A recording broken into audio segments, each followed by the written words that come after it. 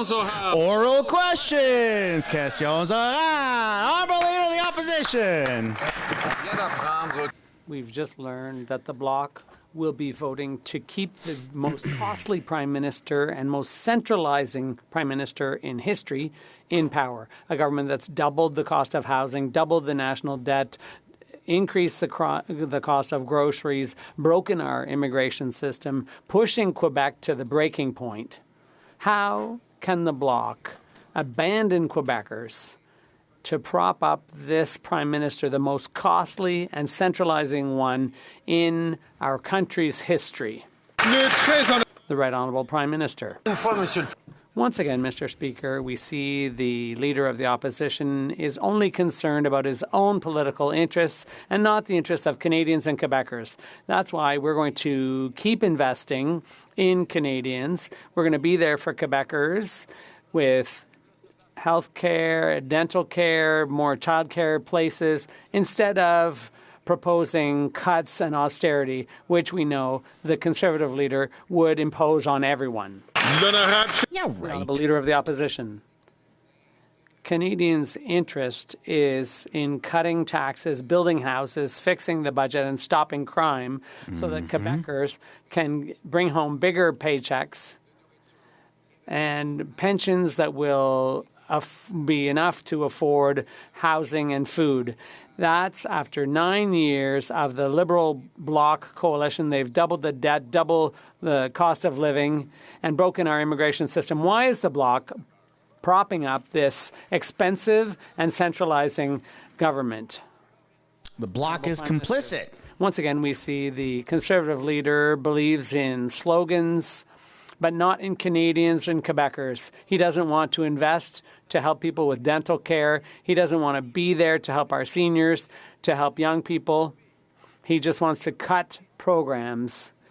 He voted against our climate action, against checks that people need, but he wants nothing to do with that. He's obsessed with his own thirst for power. We're concerned about Quebecers and Canadians, and we're Thirst for them. power, as if. Come on, Pierre, put him in his place. Put him in his place. The NDP leader sold out Canadians to sign onto a costly coalition that doubled the debt, doubled the housing costs, sent 2 million people to food banks and 1,800 tent encampments. He voted 24 times for the carbon tax.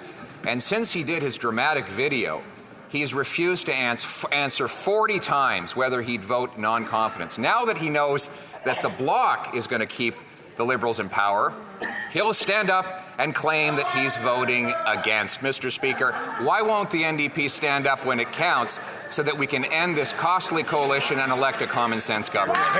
There you go, man. Good start. So it takes a crowd. I'm going to ask the honourable member from New Westminster, Burnaby, please, to only take the microphone when his voice is recognized. I missed what happened before question period, but I feel like he was super power tripping. Mr. Speaker, once again, we see that the Leader of the Opposition enjoys his political games, enjoys chasing after his own political interests, and has not a second to care for Canadians' interests. He's actually in a bad mood because inflation has come down for Canadians. He doesn't care about their interests. That's why we're going to continue to deliver for Canadians. We're going to continue to step up with investments that are going to support Canadians, fight climate change, and build a brighter future for everyone. All right, Pierre. The opposition. Mr. Speaker, after 9 years of this costly NDP carbon tax He hasn't coalition, done shit. what's happened? What's up? Taxes up, costs up, crime's up. Time's up. Time's up. What Canadians need is hope. By choosing a common-sense government that axes taxes, builds homes, fixes the budget, and stops the crime so they can earn powerful paychecks and pensions that buy affordable food, gas, and homes in safe neighborhoods protected by a strong military. Why can't we bring it home now? Well said. Right Honourable Prime Minister. Speaker, that little performance shows just how much the Leader of the Opposition loves his slogans, but actually doesn't put forward any. I'm going to ask, as I'd ask a previous member before, to please not take the floor unless You literally cannot mess up Canada worse than Justin Trudeau has done. Prime Minister, to start from the top.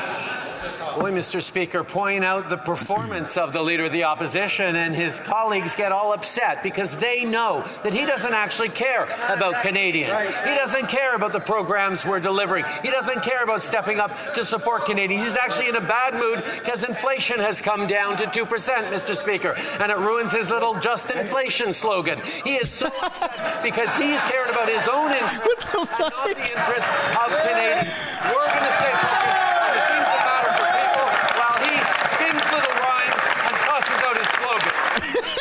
Seriously, like we always have. There he goes, flailing his arms. Just in time. That's funny. If anyone had any doubt, it's definitely Wednesday. Hey, smash the like button, guys, if you haven't yet. Leader of the Opposition. Mr. Speaker, the just inflation tagline works now better than ever.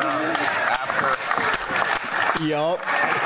He can try to call himself Rocky Balboa and play fight songs to aggrandize himself as the star. But the people lined up at food banks, 2 million of them every month, know better. The people who are living in the 1,800 Ontario tent encampments know better.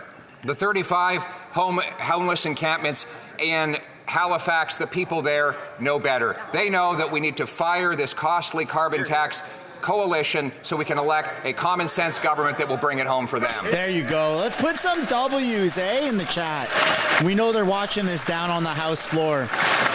The Right Honourable Prime Minister. Speaker, he sure loves to declaim about vulnerable people and perform his empathetic supposed concern.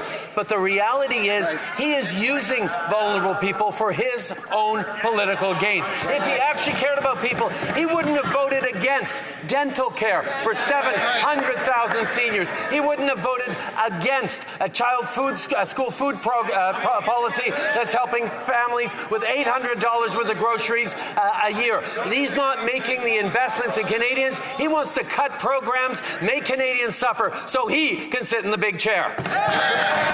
Yeah, I don't know about that, man. He definitely wants to sit in the big chair, but he's going to fix the country. It would be literally impossible to make things worse. Order. Order. April 30th. Here we go. 2014. Life in Canada. Home of the world's most affluent middle class. The New York Times. Yet, today, almost a decade after that NDP Liberal Prime Minister has been in what he calls the big chair, Canada's GDP per capita is actually down, while the American one is up 19%. His carbon taxes are strangling growth. How could the solution possibly be to quadruple the tax to 61 cents a litre and send more jobs and businesses south? The Right Honourable Prime Minister. That was good. Speaker, we know the Leader of the Opposition doesn't believe in climate change and doesn't believe in putting more money in the pockets of Canadians with the Canada carbon rebate. How many wildfires, hurricanes, droughts are going to go after Canadians' lives and livelihoods before he understands you can't have a plan for the economy unless you have a plan for the environment? The Honourable Leader of the Opposition. He doesn't have a plan for either, as evidenced by the fact that he came completely unglued and started spitting out personal insults and crying, "Liar, liar, liar," on a radio station the other day when he learned that I had pointed to his own government report, which showed that his carbon tax will blow a $25 to $30 billion hole in our GDP. This was from a report that his government tabled in the House of Commons.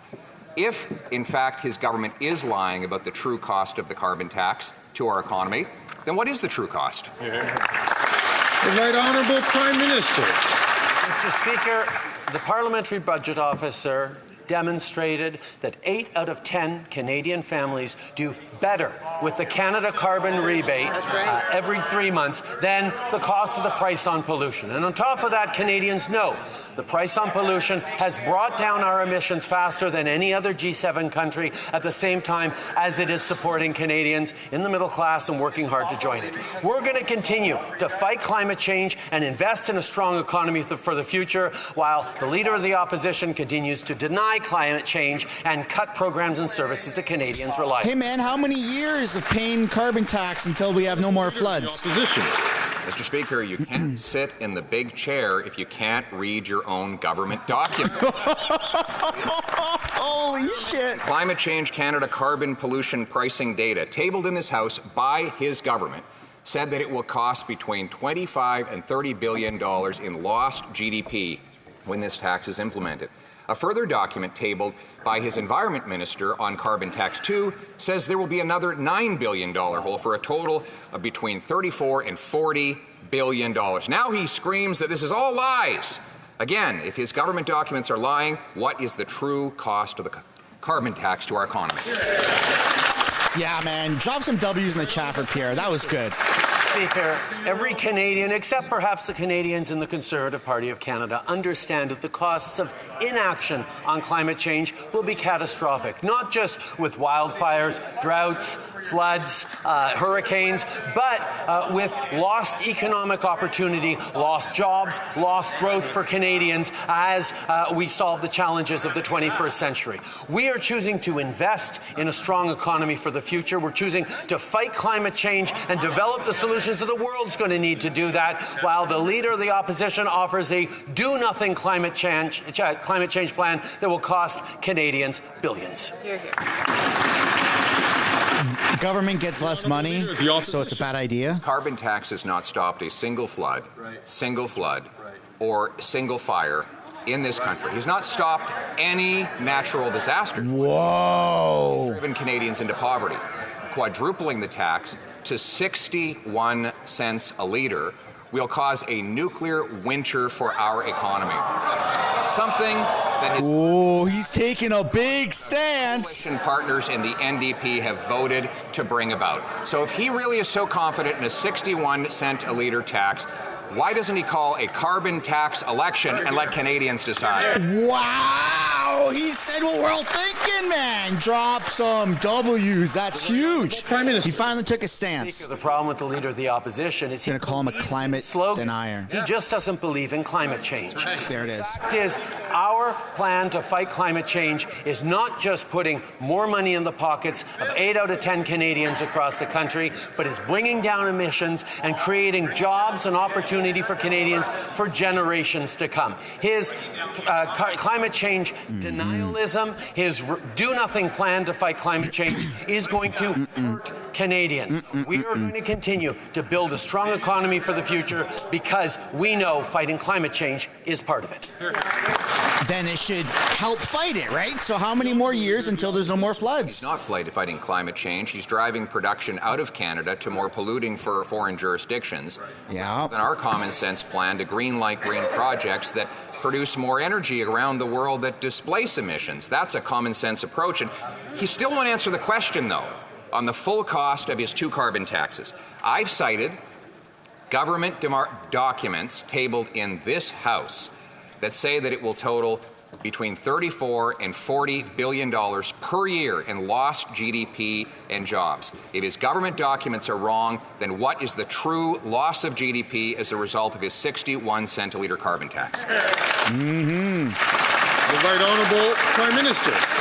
Speaker, he talks about driving investment out of Canada. He must be remembering his own time as minister, because since 2016, Mr. Speaker, foreign direct investment is up 60% in this country. Last year, we were 3rd in the world after the U.S. and Brazil, which makes us number 1 for foreign investment in the G20 per capita. The reality is, Mr. Speaker, we are continuing to show the world that they have confidence in Canada and in Canadians. Why doesn't he have confidence in Canadians? Why won't he invest in Canada? Literally all of Canada can stop driving cars, stop flying planes, stop every production of everything. The Honourable. And carbon emissions will not be dropped around the world. The Deputy Governor of the Bank of Canada said of Canada's investment problems, emergency brake glass. Canadian workers get 55 cents of investment for every dollar American workers get, and only 65 cents for every dollar that an OECD worker gets. The gap between the Canadian and U.S. economy is now at a 100-year high after 9 years of the NDP Liberal. So one last time, his own documents show that his 61 cent a litre carbon tax will blow a $40 billion hole in our economy. If that number's not right, what is the real number? Yeah, wow, man. This is embarrassing for Prime Minister Trudeau. Again, we see that the leader of the opposition is frustrated that international economists, climate experts, academics all back our plan to both fight climate change and grow a strong economy, while he's stuck with late-night far-right conspiracy YouTube videos. The reality is we are delivering concretely to build a stronger future for Canadians, to fight climate change and to grow the economy, while he is hiding his head in the sand and refusing to admit even that climate change is real. Listen to 2014, Canadians attracted $30 to $100 billion more of American investment than the reverse. In the last 9 years of this NDP Liberal government, there have been $450 billion more Canadian dollars invested in the U.S. than the return. That's Canadian money building U.S. pipelines, U.S. mines, U.S. businesses paying American workers with Canadian money. That is the consequence of a high carbon tax and a high energy price that drives jobs away.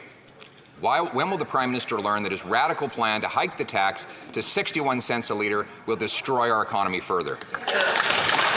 No. The Right Honourable Prime Minister.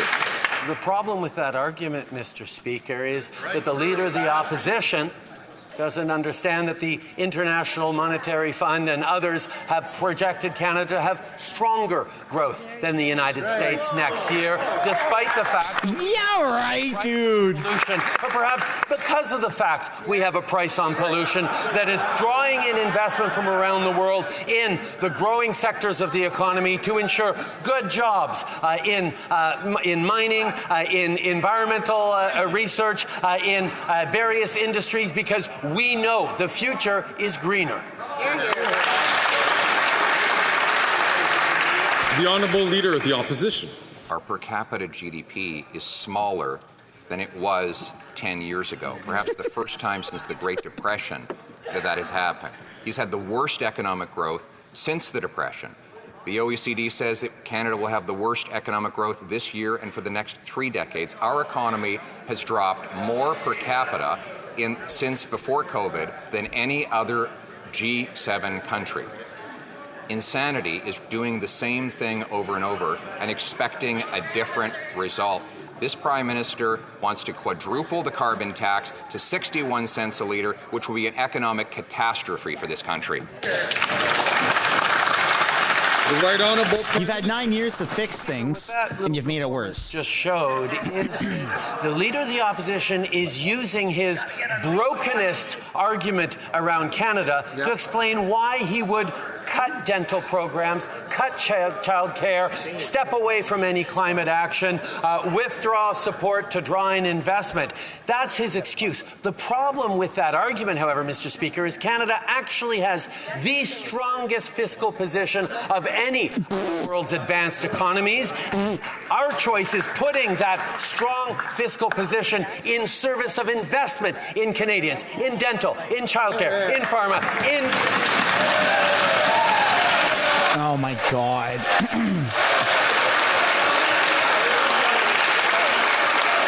Canada's got the best economy out of the whole G7, apparently. There he goes again, telling Canadians they've never had it so good. It's never been so good for those 2 million people lined up at food banks. For the 1 million people every month that go to food banks in Ontario, record-smashing increases in homelessness by his own admission, after he promised a food program that hasn't delivered a single meal despite millions spent on bureaucracy. 1 in 4 kids line up at food banks. And now, the worst. He proposes to quadruple the carbon taxes on heat, housing, fuel, and food. How much, and how much will that take from our GDP? Yep. The Right Honourable Prime Minister.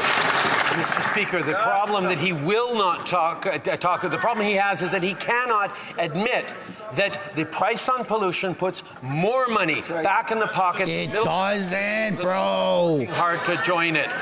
He continues to spew the line that Canada is broken. And whenever I point out that we have a strong fiscal balance sheet that we should be putting in service of programs and supports for Canadians, he says, no, we need cuts. That is not the path forward for Canada, and that's the choice Canadians get to make. Do we go with austerity and cuts to programs, or do we invest in Canadians and their future? Come on, man. You've never had it so good. Justin Trudeau. The opposition. Canadians who can't eat, heat, or house themselves are living in austerity now. And as to his false PMO talking point about 8 out of 10 Canadians being better off, it conveniently excludes the $25 billion per year in economic costs that his own government admits that the carbon tax imposes on Canadians. And that's why 6 in 10 Canadian families and 100% of the middle class are worse off with his carbon tax. So his documents show Canadians are worse off. If he doesn't have confidence in his own government documents, how can this House have confidence in his government?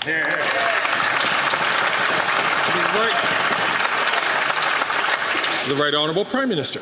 Millions of Canadians across the country have received the Canada carbon rebate checks that puts more money in their pockets every 3 months than it costs them on average on the price on pollution. That allows us not only to fight climate change and boost our economy in strong ways that create the innovative solutions that the world is going to increasingly rely on, but it helps Canadians with affordability at a challenging time. He would eliminate those Canada carbon rebate checks and put forward no plan to fight climate change. That's not how you build the future for Canada.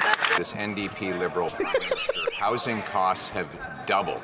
Now, he said he was going to create a $4 billion fund to give to cities to speed up home building. So he gave Toronto City Hall $500 million.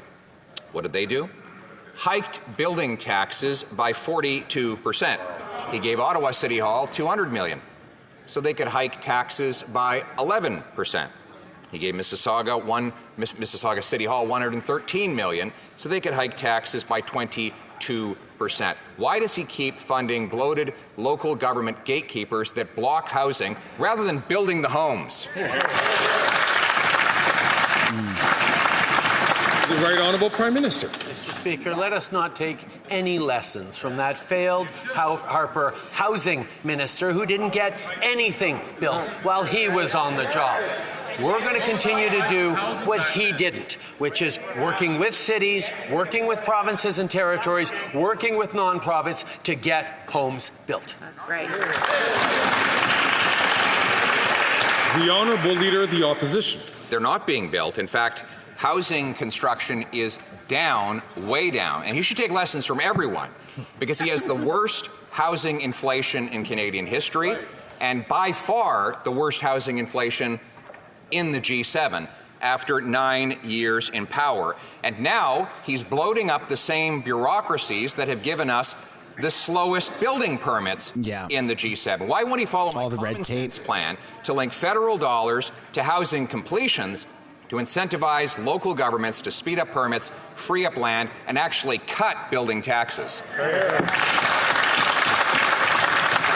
The Right Honourable Prime Minister. Mr. Speaker, the Leader of the Opposition's so-called housing plan was universally panned by experts, which is why it failed in this House of Commons. The reality is, Mr. Speaker, we have been working with premiers, working with municipalities, working with nonprofits to turn the ship around that he neglected when he was so-called housing minister. The reality is we are delivering for Canadians. We have a lot more work to do, and his slogans and divisive attacks aren't going to get any homes built for anyone. The Honourable Leader of the Opposition. Mr. Speaker, when I was housing minister, the average home price was $450,000. The rent was $950 for a one-bedroom, $1,100 for a two-bedroom. It's now doubled to over $2,000. And we built almost 200,000 homes at those rock bottom low prices. So now, fast forward a decade, 28% of Canadians tell a REMAX survey they're considering leaving the country because of housing inflation doubling under this Prime Minister. So why doesn't he get his gatekeepers out of the way and follow my common sense plan to build the homes? Cut the red tape, man. We need way more building. Like in so many of his plan consists entirely of slogans and personal attacks on me, on mayors, on Canadians who are working to get things done. We are investing in partnership with municipalities to change zoning laws, to invest in public lands, to support nonprofits to build more units. I was just in Vancouver meeting with the extraordinary folks of the Vancouver Chinatown Foundation that are delivering a unit that this young woman can now live in and afford because of investments this federal government has delivered. We're going to be there for Canadians while he's there for himself. The Honourable Leader.